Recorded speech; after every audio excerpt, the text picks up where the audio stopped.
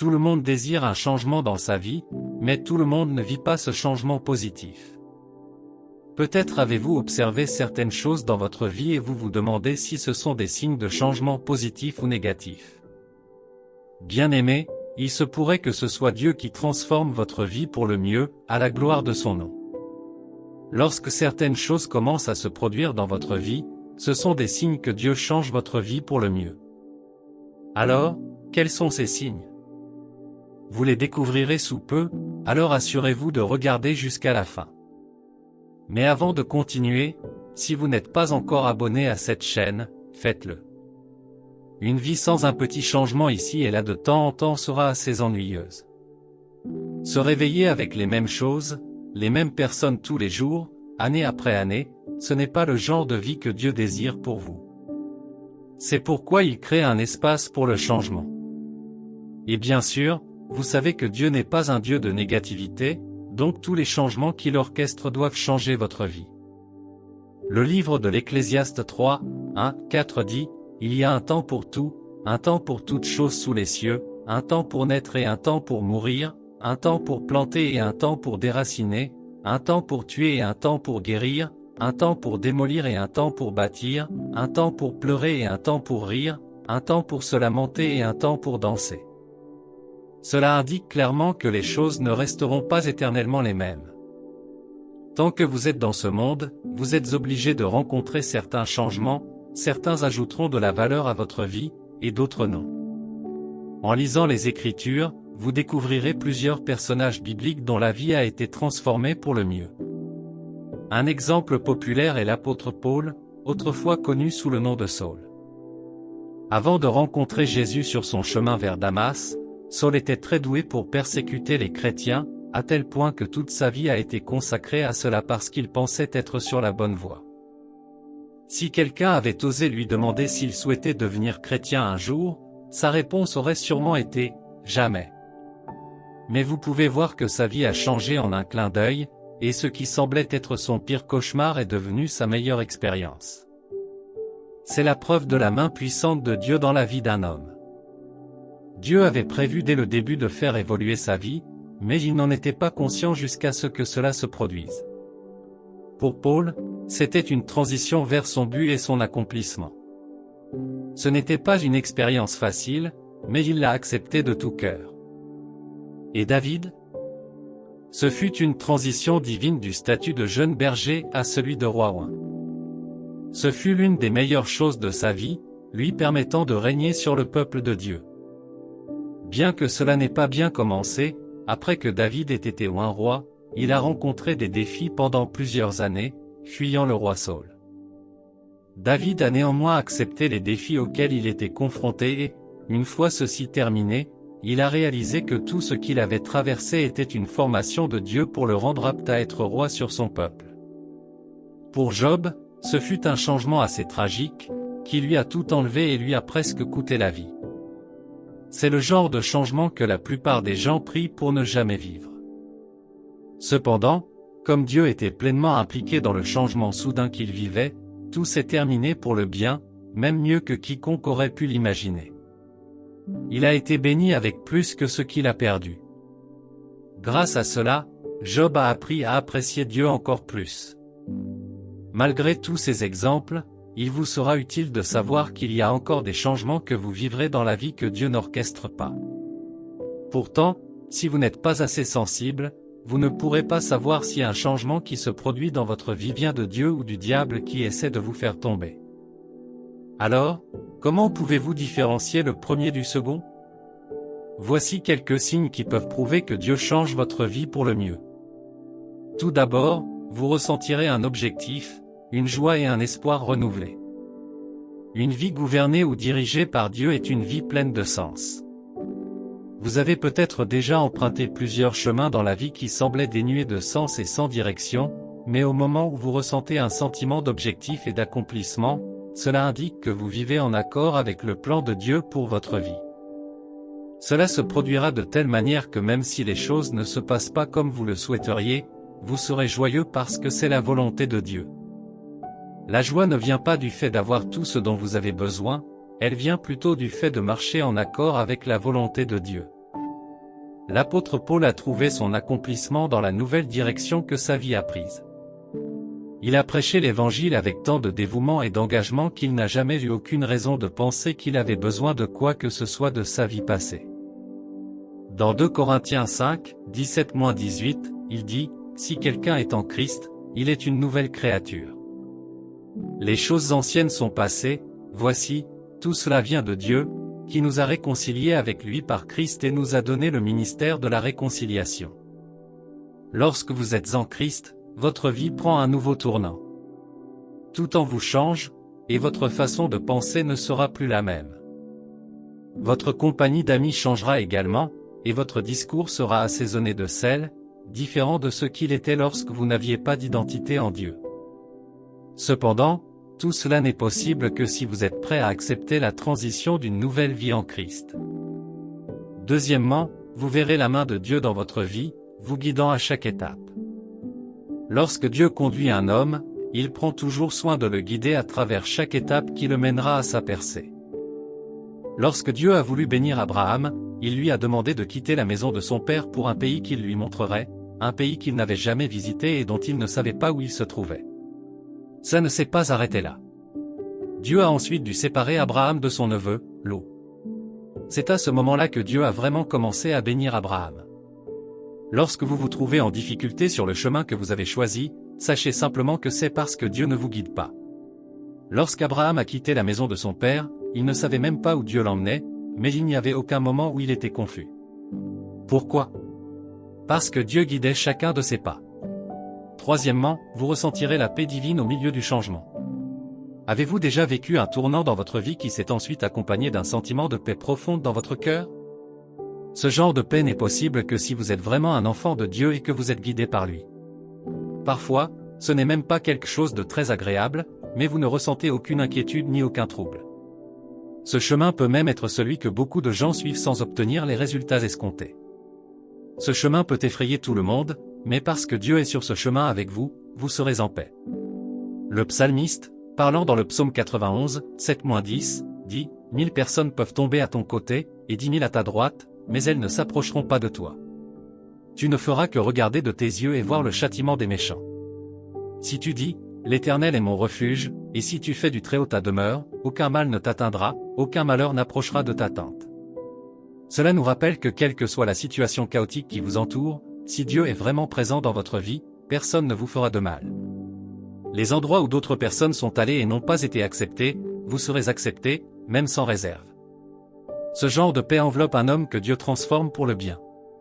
Ne souhaitez-vous pas que votre vie soit également transformée pour le mieux? Lorsque Dieu transforme votre vie, vous bénéficierez de la provision divine.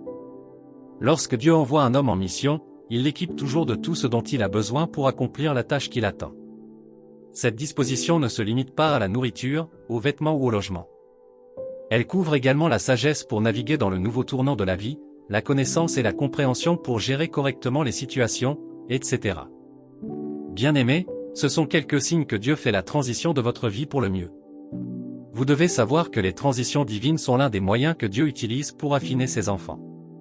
Vous pourriez ne pas vous sentir à l'aise avec cela, surtout si votre situation est comme celle de Job, mais le résultat sera pour votre bien. Comme le dit Malachie 3:3, il s'assiera pour affiner et purifier l'argent, il purifiera les Lévites et les affinera comme l'or et l'argent. Alors le Seigneur aura des hommes qui offriront des offrandes avec justice.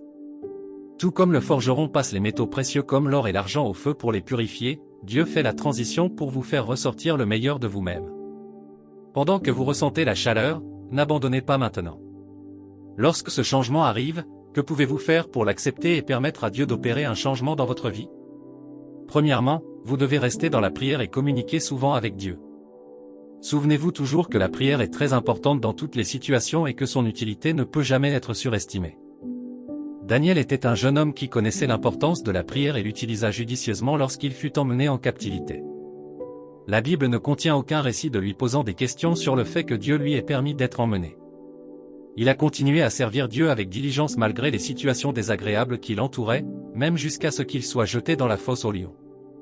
En raison de son amour pour la communication avec Dieu, cela ne le dérangeait pas et Dieu a été fidèle pour préserver sa vie de telle sorte qu'il en soit sorti indemne.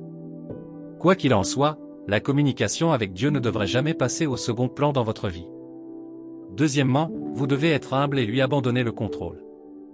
S'abandonner à Dieu est une chose que beaucoup de chrétiens trouvent très difficile. Ils oublient souvent que le christianisme est incomplet sans soumission à Dieu. Leur incapacité à s'abandonner la plupart du temps est due à la peur des changements qu'il va apporter dans leur vie. Écoutez, la transition est inévitable. Peu importe vos efforts, tant que vous êtes en Christ, vous devez être ouvert au changement. Si vous ne l'êtes pas, cela signifie que vous essayez de résister à la volonté de Dieu pour votre vie. Vous souvenez-vous de ce qui est arrivé à Jonas lorsqu'il a essayé de déjouer Dieu? Il pensait pouvoir fuir les instructions de Dieu, mais que s'est-il passé à la fin? Dieu l'a attrapé, et il s'est ensuite humilié pour partir en mission. Vous devez également avoir foi en Dieu et vous appuyer sur ses promesses. La foi est le fondement du voyage chrétien. Chaque personne dont vous avez lu dans la Bible qui a eu une relation durable avec Dieu avait foi et lui faisait confiance. Abraham avait foi en Dieu, c'est pourquoi aujourd'hui il est étiqueté comme le père de la foi. Joseph avait foi en la capacité de Dieu à réaliser ses promesses dans sa vie. Job avait tellement confiance en Dieu, et il croyait que tant qu'il lui avait épargné la vie, il y avait de l'espoir pour lui. Regardez ensuite l'apôtre Paul, il a écrit la majorité des écrits de la Bible sur la foi. Il avait tellement confiance en Dieu pour écrire sur la foi en Dieu parce qu'il l'avait goûté et avait vu qu'elle produisait des résultats positifs massifs. En vérité, il n'est pas toujours facile de faire entièrement confiance à Dieu, surtout lorsque les choses ne se passent pas comme on le souhaite. Cependant, en regardant tous ces personnages de la Bible qui ont pris la décision audacieuse de faire confiance à Dieu et en voyant les nombreuses bénédictions dont ils ont bénéficié, n'êtes-vous pas également en train de sauter dans le train pour participer à ces merveilleuses bénédictions? Peu importe à quel point votre foi en lui est faible, dès que vous lui faites entièrement confiance, il aidera votre foi à grandir. Vous avez besoin de cette foi pour que les résultats positifs de la puissance de transition de Dieu changent votre vie pour de bon. Enfin, vous devez être patient. Comme on entend les gens le dire tous les jours, la patience est une vertu, mais cela se voit dans la vie de très peu de gens. La génération actuelle veut toujours tout avoir rapidement, et elle cherche un autre moyen quand cela ne vient pas à son rythme. C'est très malheureux. En raison de l'impatience, plusieurs personnes passent à côté des plans de Dieu pour leur vie lorsque Dieu leur dit d'être patient et d'endurer. Joseph a connu différents changements dans sa vie. Sa vie a connu différentes phases, dont la plupart étaient désagréables. Si c'était le cas de certains chrétiens d'aujourd'hui, après avoir été vendus comme esclaves, ils abandonneraient les voies du Seigneur et partiraient à la recherche d'une issue impie à leur défi. Cependant, Joseph n'a jamais fait cela. Même lorsque la femme de Potiphar lui a présenté une occasion en or, il a décliné. Il a choisi la pureté plutôt que le plaisir parce qu'il savait que Dieu ne le bénirait jamais par le péché. Vous ne devez pas manquer de faire ces choses si vous voulez vraiment profiter de cette transition qui améliorera votre vie. Passez du temps de qualité avec Dieu et laissez-le vous murmurer à l'oreille qu'il a le contrôle. Bien-aimé, Dieu est toujours à l'œuvre dans votre vie. Peu importe que vous puissiez le voir ou le comprendre ou non, et comme ces voies ne sont pas les vôtres, la plupart du temps ses plans pour vous peuvent même impliquer une transition dans votre vie. Mais ne vous inquiétez pas, Dieu est à vos côtés pour vous guider à travers tout cela. Même dans les moments difficiles et les plus éprouvants, son dessein et son plan pour votre vie se réaliseront sûrement. Lorsque vous traversez des périodes de transition, il est important de rester proche de Dieu et de compter sur sa force. Souvenez-vous que Dieu est aux commandes et qu'il peut faire plus que ce que vous pourriez demander ou imaginer. Il peut prendre les circonstances les plus difficiles et les utiliser pour votre bien. Maintenant, prions. Père Céleste, Créateur des cieux et de la terre, je te remercie pour ta grâce sur ma vie. Merci pour le don de la vie, pour la provision divine et la protection sur ma vie et ma famille. Je révère ton nom, Père. Puisses-tu être élevé à jamais. Je m'humilie à tes pieds aujourd'hui, et je te demande de m'accorder la grâce de te contempler aujourd'hui et de recevoir de toi. Père juste, tu as dit dans ta parole que les attentes des justes ne seront pas déçues. Père, s'il te plaît, entends mon cœur crier aujourd'hui. Ne fais pas la sourde oreille à mes cris. Je prie pour que tu ouvres mes yeux pour voir tous les changements que tu as apportés dans ma vie. Aide-moi à reconnaître les transitions qui viennent de toi et celles qui viennent du diable. Donne-moi la grâce d'accepter les transitions que tu apportes dans ma vie, sachant parfaitement que tu prévois d'améliorer ma vie. Rédempteur béni, aide-moi à ne pas résister à ta volonté pour ma vie, aussi difficile soit-elle à accepter. Aide-moi à l'accepter à bras ouverts. Aide-moi à être comme Paul, qui a été assez humble pour accepter un changement soudain dans son identité sans te remettre en question, et il a vécu sa vie judicieusement en te servant. C'est le niveau que je veux atteindre dans mon cheminement chrétien et même aller au-delà. Mon Sauveur et mon Dieu, apprends-moi à être patient dans ma relation avec toi. Aide-moi à comprendre qu'il n'y a pas d'urgence dans la course chrétienne. Ce n'est pas la vitesse à laquelle je cours qui compte, ce qui compte, c'est la destination vers laquelle je me dirige. Que les paroles des gens ne me trompent jamais et ne me poussent pas à prendre des décisions qui conduiront à ma destruction. Seigneur, s'il te plaît, guide et bénis les changements qui se produisent dans ma vie. J'ai confiance que tu me conduis vers quelque chose de meilleur. Donne-moi la force et la patience de traverser cette transition avec grâce et foi. Aide-moi à abandonner toutes les peurs ou tous les doutes qui pourraient surgir au cours de ce processus. Je t'abandonne le contrôle et j'ai confiance en ton plan divin. Je suis prêt à suivre ta direction. Quelle que soit la tournure que prendra ma vie, tant que tu seras celui qui orchestrera le changement, je me réjouirai et serai heureux car je sais que la fin sera merveilleuse. Merci pour ta présence et ton amour alors que je m'engage dans ce nouveau chapitre de ma vie. Merci, Abba Père, d'avoir répondu à mes prières. Amen. Avant de partir, si cette vidéo vous a béni, n'oubliez pas d'aimer, de laisser un commentaire et de vous abonner à cette chaîne.